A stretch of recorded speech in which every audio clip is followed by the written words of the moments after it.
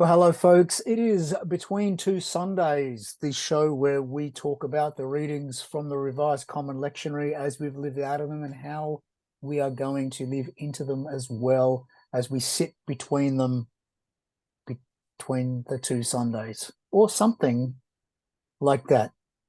I don't know. I think I have to go back and piece together all the intros and create something that's substantial, and You've said that a couple of times now. I'm waiting. we'll write some music and create a song out of it, and we'll have our own Brady Bunch hit or Sweet. something. I don't know. Sweet. Mark Beresford is with me. Hello, Mark Beresford. Hello, Mark Gladman. And as always, we are going to start by talking about how we lived out of last week's readings. And what happened was interesting. Through the week, as we got closer to Sunday, I am currently a pastoral carer and chaplain to an aged care facility. And for some of the residents there, they get the pew bulletins from their churches where they used to attend. And one of those came from St. Pat's Cathedral, and Father Michael O'Brien, who's one of the priests there, wrote a reflection on the gospel reading from last week where Jesus says to his disciples, "Who do you say that I am?" And Father Michael's take on that was actually quite interesting. He said he wasn't saying it to test the disciples, and that perhaps the gospel writer read that into the whole situation in the way that he presented it, but that rather Jesus was simply wanting to get some affirmation for who he believed he was and what he was living out of, and saying to those people who were closest to him, well, these people are all saying this about me, but who do you say I am? What are you seeing? What are you experiencing of me? And it was really interesting because Father Michael's comment there said, this was coming from his humanness, our desire to want to know who we are and how we connect to the world. So I have been really intrigued by that concept, and I've been sitting on that one since I read that. And I know you were, because I sent that to you, and it hit you home as well. Absolutely. I had to preach on it on Sunday night at the Indigenous Church here in Canberra. The church I am one of the pastors of has a formal relationship with a very, very small Indigenous church down the other side of Canberra. And part of that means that, we help out with preaching every now and again. But what a remarkable thought that interpretation was, to take down to a group of people who, in my understanding, far be it from me to speak for Indigenous people, not being one of them myself, but I've certainly asked plenty of questions and made good friends with a number of our Australian Indigenous people, and identity is a big issue. And the temptation to listen to the opinion of everyone, or everyone's got an opinion, felt like this interpretation was pretty relevant. What if Jesus is vulnerable to all the people who are throwing around their opinions on who he is and what he should do? And what if Jesus turns to the people who know him best, know him experientially, not theoretically, at a point of vulnerability when it comes to his identity? So I found myself imagining this certainly very differently to the way I've imagined it before. But in the context of speaking to that little church on Sunday night, I felt there was something important here in Jesus' desire not to go to the heavies of the synagogue, not to go to the people who don't know him well, but to go to the ones who've seen his miracles, who've heard his parables, who've questioned him about what he's doing, who've seen a whole lot about Jesus and formed over a long period of time within relationship and understanding of who they really are. Yeah, that's powerful I stuff. think this is making me say, whose opinion do I truly trust Yeah. Is it the critic in the middle of my congregation, or is it the one who knows me best, the ones who really know who Mark is, not just what Mark might do up front? Yeah. No, that's good. That's good. Right. That was the 13th Sunday after Pentecost. And we're now Yeah. heading towards the 14th Sunday after Pentecost. And so the readings for this coming week are Exodus chapter 3, verses 1 to 15, Psalm 105, verses 1 to 6, 23 to 26, and 45, the end of 45. Romans 12, verses 9 to 21, and Matthew 16, verses 21 to 28. All of those readings can be found in the Revised Common Lectionary, and we source our Revised Common Lectionary at library.vanderbilt.edu, where you'll also find some other cool resources that you can use in your congregation or in your preparation or in your reflection and contemplation. Whatever you're shunning, it's there. Let's kick from Exodus. Let's start from the beginning. Exodus 3. I tell you what I love about this passage now. Okay. I listened to a rabbi talk about this passage, Mm-hmm. and he said this was actually a test. And here's how it was a test.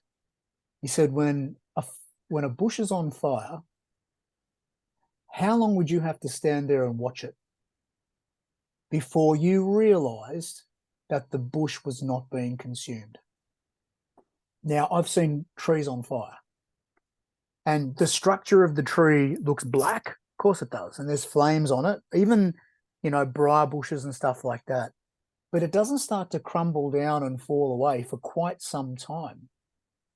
So he's walking along in the wilderness of Midian, and he sees this burning bush. But he doesn't just see the bush and go, oh, he actually sees the bush, and he stops to watch the bush. Because as this rabbi pointed out, it has to be some time before he goes, hang on a second, there's something up here. So in this rabbi's take on it, and I think this is really intriguing, this was God checking to see if this Moses guy was the right guy for the job that he was about to call him to. And that the reason why he needed to be so attentive was because he needed to be able to notice where God was in every moment of what he was about to walk through and be a part of. He had to be able to see God, experience God, note where God was, hear God carefully. And this was the test to see whether he could notice that there's something different about this particular bush. What is it? Oh my gosh, this is what it is. And it's at that point that the voice comes out and says, take your sandals off because you are on holy ground. So I think this is a really interesting passage in that light for me as I read it, as it comes back to me. So I heard this rabbi talk about this some time ago, and this is the first time I've sat and contemplated this passage since then, but it's the first thing that came back.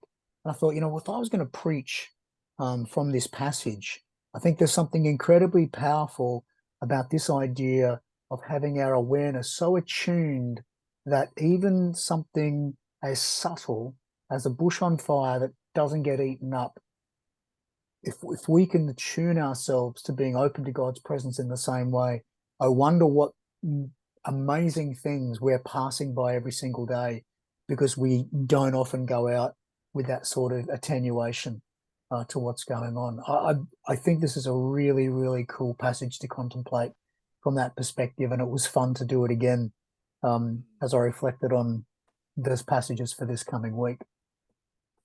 That's a really interesting thought, Mark. I wonder if it goes further as we hold it next to Moses' inability to see his uniqueness, Moses' complete inability to see why would God call me. In fact, of course, beyond this, we end up with an argument and a sharing of call with Aaron. But Moses' first response is, who am I? Why are you choosing me? We hear beyond this passage that he thinks he is not as eloquent as some, and really does get into an argument about God. And that's an interesting thought, because I have often wondered if it's easier for us to see the activity of God beyond ourselves. And when it comes to who we are, that it's actually very difficult to see why God would choose me. Sometimes it's very difficult to identify our own gifts. Sometimes very easy to see them in others or see them outside of ourselves, which Moses, of course, does here, as he looks at Aaron and says, well, he can speak. I can't. You'd be better off going elsewhere. Just leave me in the wilderness. But God clearly sees very well. Moses becomes not only an extraordinary leader, but in time, Aaron's voice seems to peter off as the story unfolds, and Moses seems to come into his own. Yeah. It's funny you should say that, because, you think about the calling of the disciples, but the way we read it is often that Jesus says, follow me, and they just go, okay, and off they totter. I love the way that the Chosen dramatized their response. It took some time for Peter to follow, for James and John to go, for Matthew to step away from the tax collecting booth, because they're all going, why? For that very same thing. And yet they're all the people who said, there's something different about this guy. This is it. This is amazing. Yeah, he says, follow me. They go, oh, why would you choose me? And precisely, there is something different about Jesus. He does pick the wrong people.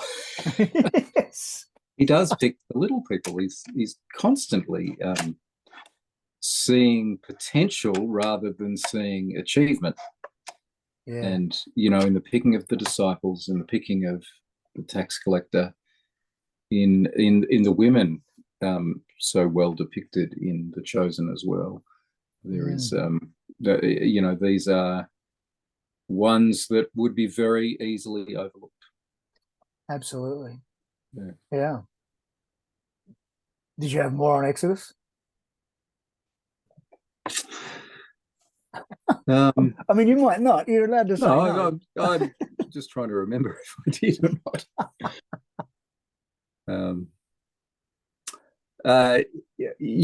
Just the so perhaps in line with this discussion as well, Moses' initial response of "Here I am," echoed, of course, through a number of prophets and a number of other characters in the Hebrew Scriptures. I think God gets Moses' attention, but Moses has no idea what this is going to lead to. And I wonder if that's often a characteristic of God speaking as well. We often don't know exactly what is going to happen from here, and I think Moses probably feels, by the end of this passage at least, that he's spoken up about his about this hearing of God at this moment, and probably regretted it for a little while. Yeah. Maybe I would have been better off keeping on going. I'm sure he doesn't think that by the end of this magnificent story and this extraordinary call, but there seems to be a period where Moses just fights this, and yet there's also this initial opening up and embracing of or interest and curiosity in what God might call him to. Yeah. And it's interesting because the psalm has got a lot in it in terms of thanksgiving and seeking God and all those sorts of things. But really the draw on it seems to be verse 25, verse 26. He sent his servant Moses, and Aaron whom he chosen. Yeah. But it's interesting that you go back through the psalm, And remember, so it's not that he chose, but he chose as in he's doing it now. It's chose as in past tense. So this is a past tense song. So the choosing of Moses and Aaron came as a result of, well, that's a thing that's happened in the past. And preceding that comment, you've got this story um, of Egypt's, well, story, their history in song. You got the offspring of his servant Abraham and Jacob. Then came to Egypt. Israel came to Egypt. Jacob lived as an alien in the land of Ham. But the Lord made them fruitful and strong. This is just that history in the psalm, culminating towards the end of this version of it, which cuts out from verse 26 all the way through to verse 45. So there's a good 20 odd verses that aren't in there that continue the story. But that God sent his servant Moses and Aaron, whom he had chosen. And so there's this hinge point in this history of Israel. And I think this is probably the point of the psalm.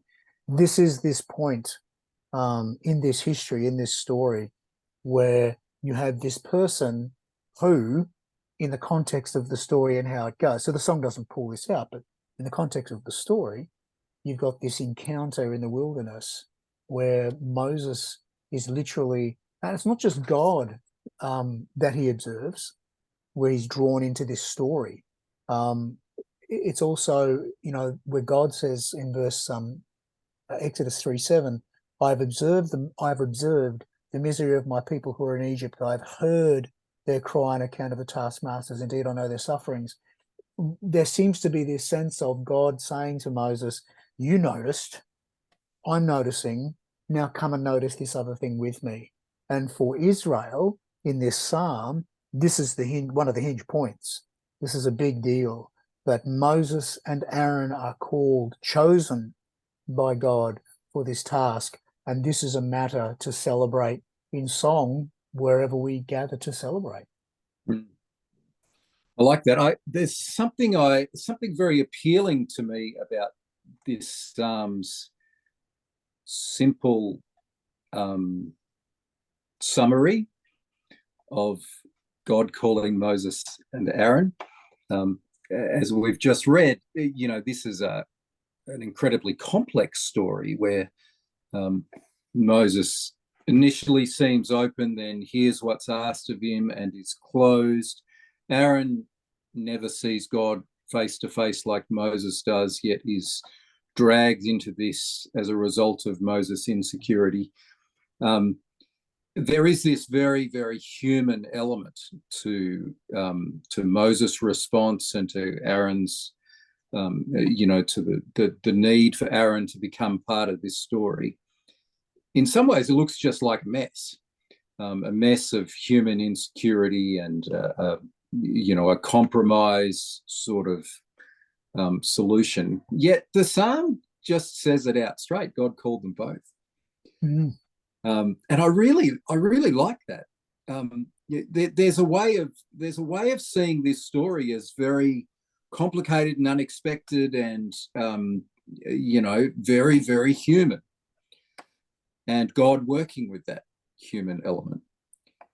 And then you read this psalm, and it's like the psalmist cuts through all that complexity and insecurity and says, God did this. Yeah. And God does it in conjunction with Moses and all of Moses' insecurities. Yet here so beautifully, there's this simplicity of, look what God did through Moses and Aaron. Yeah. It feels, in many ways like the story of my life.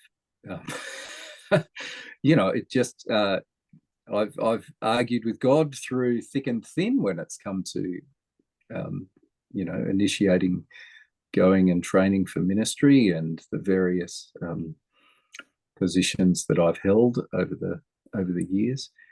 I think it's always been God in conversation with the very messy humanness of me and my families and my insecurities and the places where I don't feel very faithful. Yet often I just look back and think, look what God has done. Yeah, indeed. Indeed. I like, well, I don't know. I think the creeds are nice, Mm-hmm. but if we were going to have a creed, I'd want it to be this passage from Romans. I didn't realize you were going to jump into Romans so soon, but I could Oh, do you want to pull back? We can pull agree back with, to the psalm again no, if you no, like. I could not agree with you more. What an I amazing could not agree with you more. passage. For me, in that sense of creed, of what if this was the core of what we told ourselves we every were, week, every single week. it just looks like the Beatitudes in that sense to me, and indeed the rest of the Sermon on the Mount. Yes. So practical, so much about the way you live, so much about the way you serve, so much about the way you trust.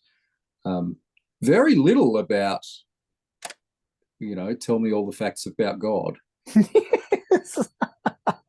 Well, I guess this is the thing, isn't it?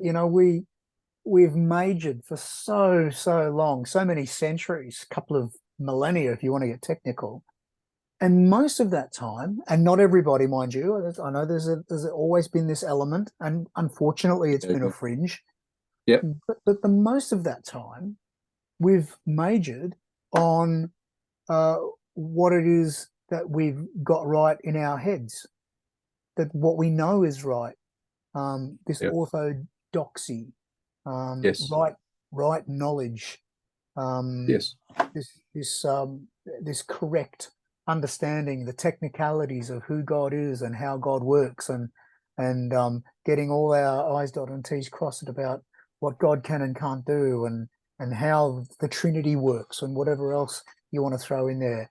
And yet, orthopraxy, this right doing, this right practice, which, by the way, I'd never really heard that term used much until I read Michael Benedict's book, God is the Good We Do, a theology of orthopraxy, where this self-confessed Jewish atheist, who's an architect by trade, has written this absolutely gobsmackingly beautiful, beautiful, beautiful book about God being present in the love that we share with one for another, in the good that we do for one another.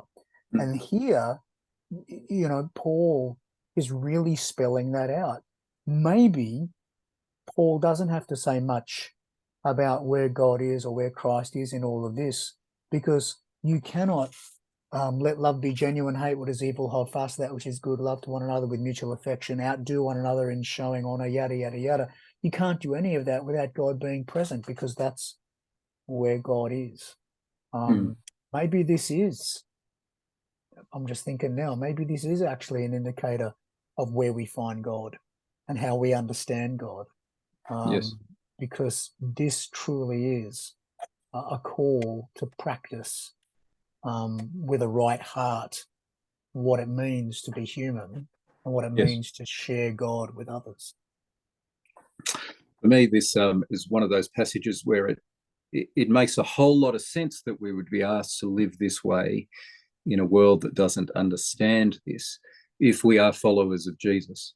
The God who gives his life for others really can only inspire service, sacrificial service of love, which is probably a pretty fair summary of what Paul concludes here in Romans. I love that Paul, he's got all the capacity to talk clearly about the story of God. So, we've been reading through, by the time you get to this, you've read through 12 chapters of Romans. And while I think there's more practice in there than we generally recognize, I think he seems to be a very, very capable articulator of the story of Jesus. But here, to my mind, is where he thinks it's all leading. And it's not all leading to, you're right, everyone else is wrong, and I've given you more information. So go out and prove the world wrong with all your clever articulation. so that the world is changed. That's not where he ends up. And make no mistake about it, he is brilliant. And he has articulated the gospel of Jesus Christ, the story of how God has behaved in the incarnation. He has articulated into more cultural context than anyone else. Yes. So he is a remarkable mind, but make no mistake, it all leads to service. And this is where the rubber hits the road for Paul. And it's the way he lives, but it's also the way he would expect anyone who is following a crucified Christ to be learning to live this way. Yeah. Not to have arrived, not to have perfected this, but this is what following Jesus looks like. And in some ways that's so obvious. And in other ways, there's a temptation just to read through a passage like this and know it. But if we're to truly know the incarnated one, I think we have to learn to live with this. Yeah. And I've got to say, I find it opening up questions from people beyond the church at a rate that continues to surprise me. When I put myself in places of service and presence with people beyond the church, they are never quite sure what to do with it. Yeah. And that is absolutely notice it. And what do you mean you don't want to get into an argument with me? You're religious and I'm not. Actually, I'm just here to serve. I'm just here to make my contribution and tell you that I believe that if Jesus was here right now, he'd be doing the same thing. And I'm glad you've said this, because there's this wonderful line, verses 19 and 20. Beloved, never revenge yourself, but leave room for the wrath of God. For it is written, vengeance is mine, I will repay, says the Lord. No, if your enemies are hungry, feed them. If they are thirsty, give them something to drink. For by doing this, you will heap burning coals on their heads. I remember people telling me, no, really, just go out and do good for people, because then you'll just be, dumping coals on their heads and you'll be making them burn. And I'm like, that's really not what this is saying. What it's saying is precisely what you just said. It's going to cause them to stop and go, wait, what? It's going to disrupt them right in their tracks, and get them, and it's going to cause them to ask questions and be pleasantly surprised. I mean, the very fact is that most of the people who say things like religion is the most divisive thing, usually speaking of Christianity, mind, but also some other religions as well. But religion is one of the most divisive things ever in the world, which is why we all should be atheists. Quite often, the people who are saying those things are only seeing a Christianity that is attacking them, that is being, divisive in the way it's presented. And yet, when you come into someone who's like that and simply show them love, what do you got? It's completely disarming, and it's completely disconcerting in the best possible way. Because once someone is disarmed and disconcerted, they have to rethink things. And I think we owe it to our world to literally live this type of creed out, to allow it to shape our lives, because this is, as you said, this is the gospel. This is the message of Jesus, and this is where it all leads. It doesn't lead to standing on street corners on, soapboxes, pointing figures with megaphones in our hand, or picketing out the front of wherever you're picketing this week, or trying to get political. And it's ironic that the people who would reject this, the Christians who would reject this, would be the ones who would be saying, oh, but that's socialist, or that's communist. No, it's actually the gospel. Pretty hard to argue that the gospel's not social, I think. Well, I heard a story Especially recently. if you centralize love, then you're really stuck with Yeah, something that has a whole lot to do with society and community. a preacher that I saw online said that after a sermon recently, he was approached by someone in his congregation who said, "Where on earth did you get this communist claptrap from?" Mm. And he said, "It's right there in the Bible." And the guy said, "It can't be. That's way too soft." I Mm. mean, what? How? What? Yeah. How do you? And he was preaching from the words of Christ in the Gospels. How do you come to that place? It's really disconcerting that people would think that we have to show aggravation and aggression in order to get I wonder if you can to only love come to a across. place like that if you assume God is on your political side, Of course, and that's the place you start from. So everything God says or everything the Bible says, um, you're interpreting through the lens of your politics first. yeah, that's right. But actually, um, to be faithful Christians, we should be interpreting the Bible through love and interpreting our politics through that. Yeah, So, that's exactly right. so there is the possibility of flipping that whole scenario and end up starting here rather than starting with The those political beliefs agenda, we already hold as to how the world can change. right? Um, And I think mm, we both know that as we've both experienced this, you don't get to change unless you're willing to have those beliefs challenged. And quite often, as you and I both experienced, that process is incredibly, incredibly difficult. mm, And I understand anybody who says, "I don't want to deal with this," and to just shun it and walk away. I feel for that person because I think it would be a wonderful thing for them to experience what this looks like once you come through the other side. But I'm not denying the fact that it's a hard process and it's not going to be easy for many yeah, people to achieve that. yeah, absolutely. Beautiful, beautiful reading. The gospel, Mm. mate. What did you take from the gospel this week?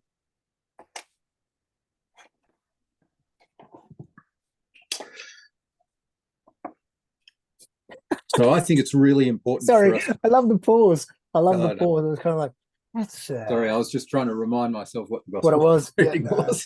I understand that, mate.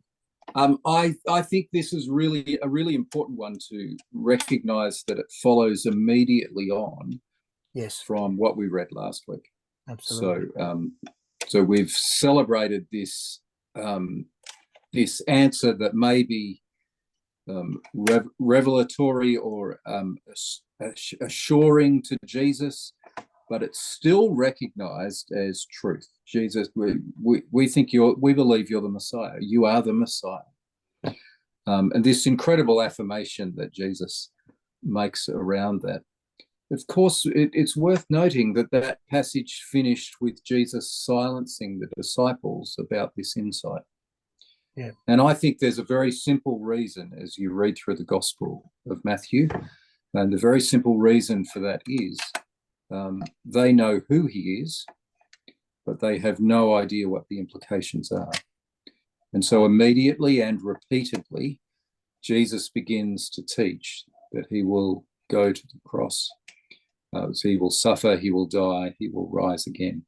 So this almost becomes formulaic as you read through the Gospel of Matthew. The Gospel of Mark is just the same.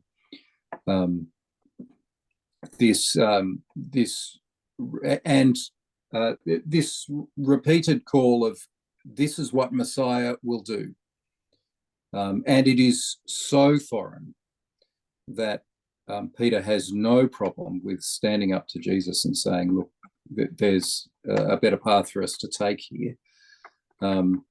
Jesus calls him Satan here, which I think is always revealing. We have had Satan tempting Jesus at the beginning of this story in a very, very real way.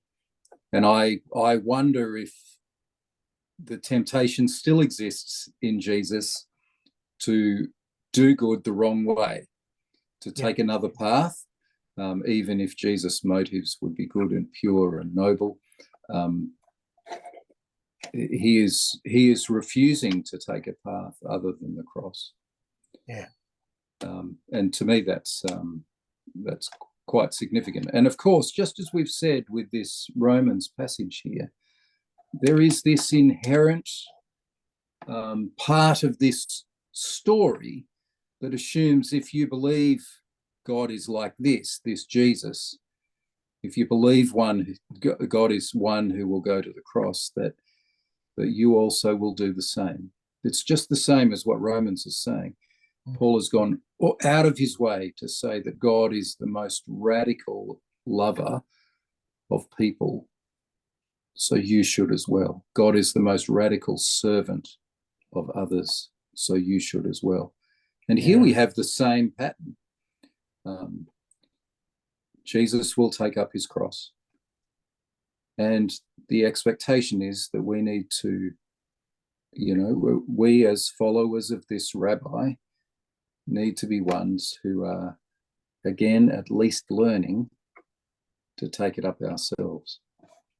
And in fact, straight after that, there's 3 statements that Jesus makes that tells the disciples that very thing. The first one is, if any want to become my followers, let them deny themselves, take up their cross, and follow me. That's the first. The second one, for those who want to save their life will lose it, and those who lose their life for my sake will find it. And then the third, for what does it profit anybody if they gain the world but forfeit their life, or what will they give in return for their life? Mm-hmm. So you've got those 3 statements which really do put into context what is expected here. And it's interesting. I think it's really important that, Peter's reaction is coming from a place of understanding. I think we've mentioned this in a previous episode or 2 ago. Jesus, might have even been last week, there's a certain expectation of what Messiah will be and what Messiah will do. And Jesus doesn't fulfill any of those expectations, which is why the disciples are confused, which is why Peter's reaction about Jesus dying on the cross is, God forbid, it must never happen to you. Why must it never happen to you? Because I just said you are the Messiah and you said I'm right. So you can't do this. And yet Jesus is saying, and it, again, like you said, comes through that Romans reading, there's a better way. There's a better way. And this really should, this week, these 2 passages side by side really should cause us to think deeply about what the Easter story, what the passion of Jesus, what the crucifixion story is really all about. Is it about God getting God's vengeance paid for the sins of 2 people in a garden so many years ago? Is that what this is all about? I think there's something way more to it. And it's shown here that the Messiah is not going to come and just conquer everything. The Messiah is going to show us how to love, right to the point of, what will it profit if you gain the whole world and forfeit your life, or what will you give in return for your life? Jesus is going to model these 3 statements right there on the cross. And it's interesting because it really challenges us on this way of living that we've just read about in Romans. Are we going to take the path of love? Are we going to take the path of right practice over right knowing? I'm not saying the knowing's unnecessary. People are given their whole lives to this sort of knowing. But there's something far deeper than the knowing, and far more important, I think, than the knowing, because the practice, you don't have to have an academic degree to love your neighbour. To understand why God told us to do that, or understand what God's like in the doing of that, maybe you could do a degree and a master's thesis or a doctorate in that, and that'd be fantastic, and it would help us engage with theology even more. That's great. But for every Tom, Dick, and Harry anywhere, this passage is pretty key.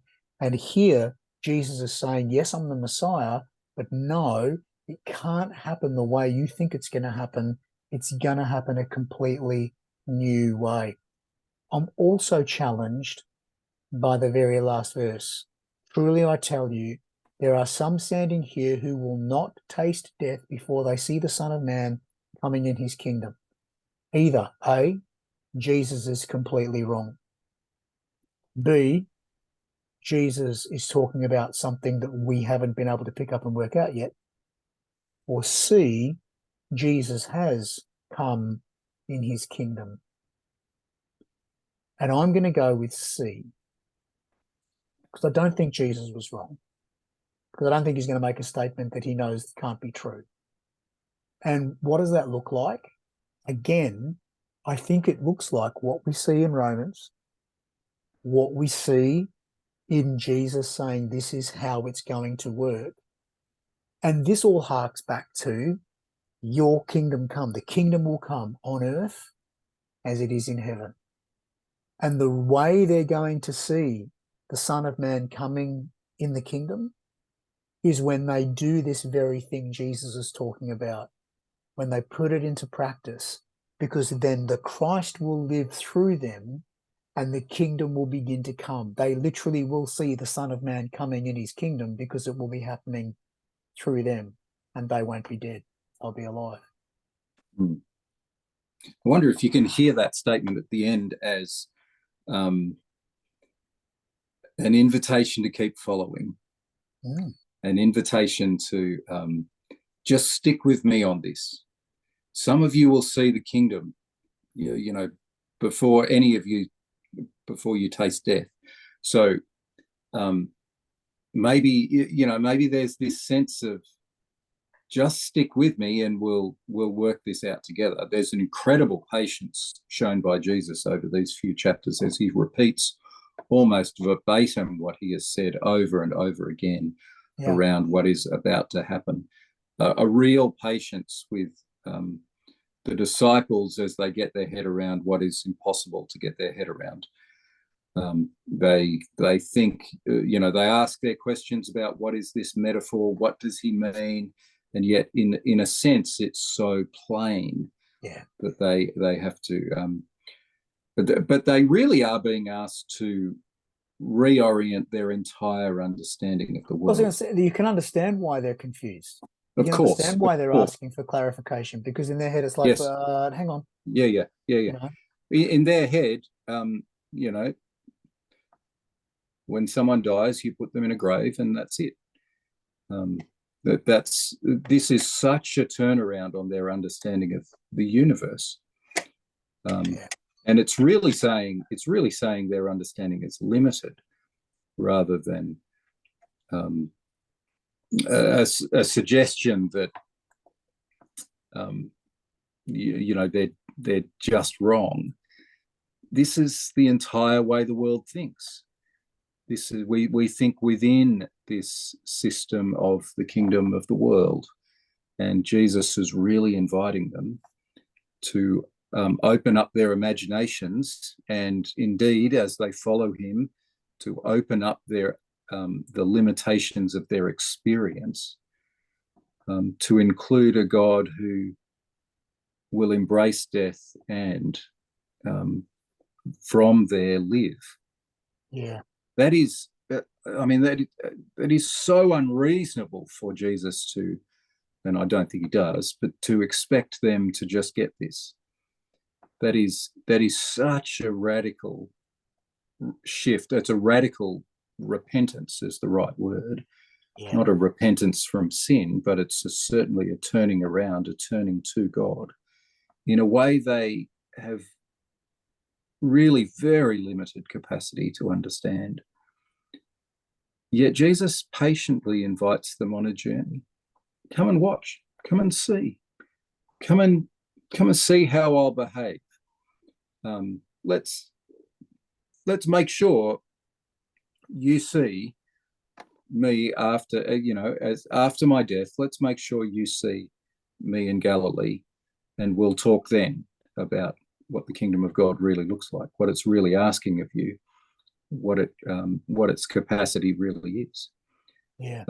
This is a very, very patient journey Jesus is prepared to take as the kingdom of God takes hold in their heart. Absolutely. I think that's it. We've done it again.